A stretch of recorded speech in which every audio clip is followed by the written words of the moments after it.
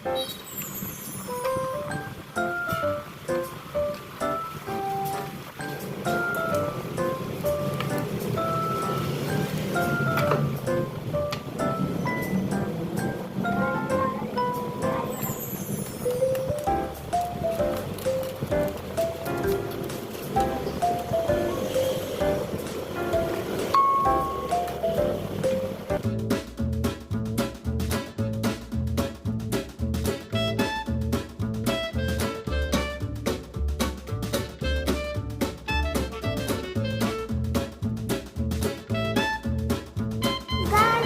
back to the channel, so enjoy guys! Enjoy watching. Enjoy watching! Hello guys! Welcome back ulit to our channel.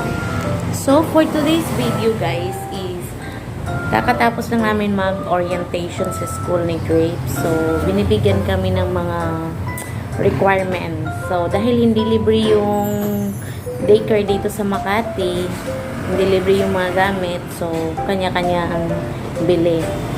So ayun, ipapakita ko sa inyo yung mga requirements at gagawin na natin. Yan, see you later. So guys, ito yung mga kailangan dalhin sa school by Monday. Kailangan natin kumpletuhin iyan lahat.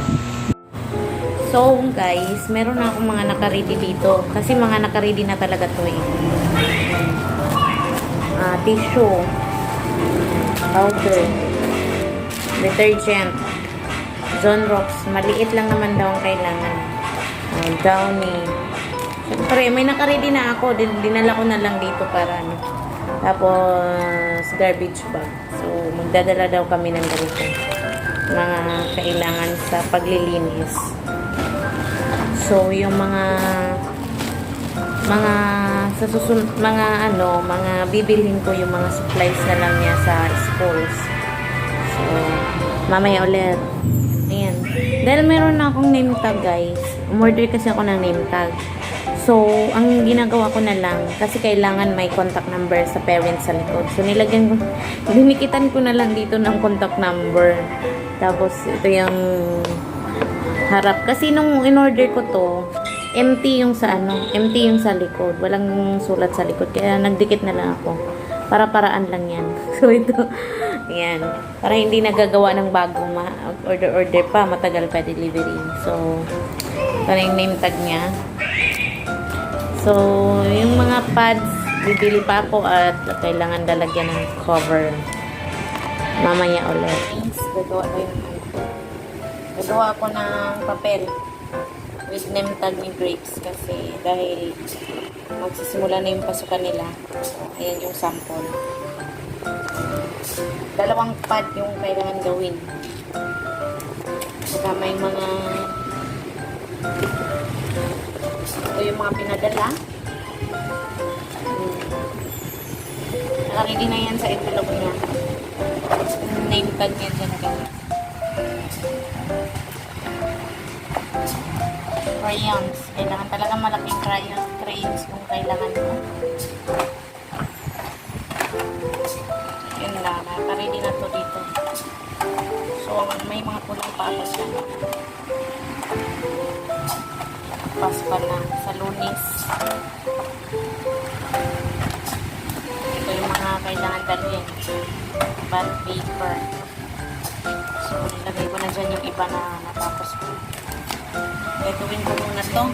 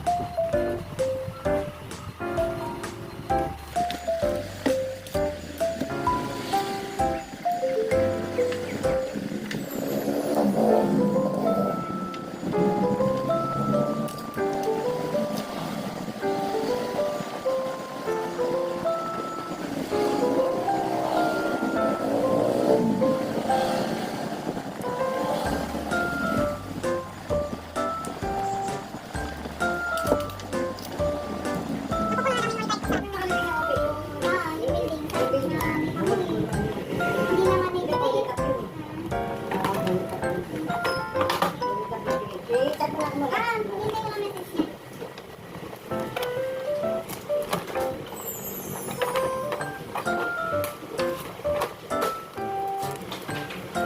Isang numbers, ayan, numbers, tapos isang writing, so dalawang pad yung ginawa. So napabayan ko na siya lahat. Nalagay natin sa So guys, na-ready ko na lahat yung kanyang mga gamit. Dadalhin niya sa pasukan. So yung envelope niya, nilagyan ko na din ng pangalan. Yan, name tag, lapis na malaki. Big pencil daw eh. So ito yung ginagawa ko kanina. Naka-cover na lang. Back to back. Dalawa yan. Tapos crayon. Malaki din yung crayon na kakailanganin. Tapos bond paper, long bond paper. 20 peraso lang naman. 20 peraso. So ito na din yung mga gamit sa panglinis. Na naka-ready na lahat. So yan lahat yung dadalhin niya guys. So yun nga guys. Yun nga po yung kanyang mga kailangan gamit para sa kanilang school. So dahil pasukan na nila ngayong Monday. Ngayong Monday. So mag-start na yung kanilang klase. So si grades is third session. So ang pasok niya is 1 to 3 p.m. So panghapon siya na schedule. So ayan lang guys. Yun lang. Thank you for watching. Chumba. Bye. Okay, thank you for watching. Don't forget to like and subscribe. Bye.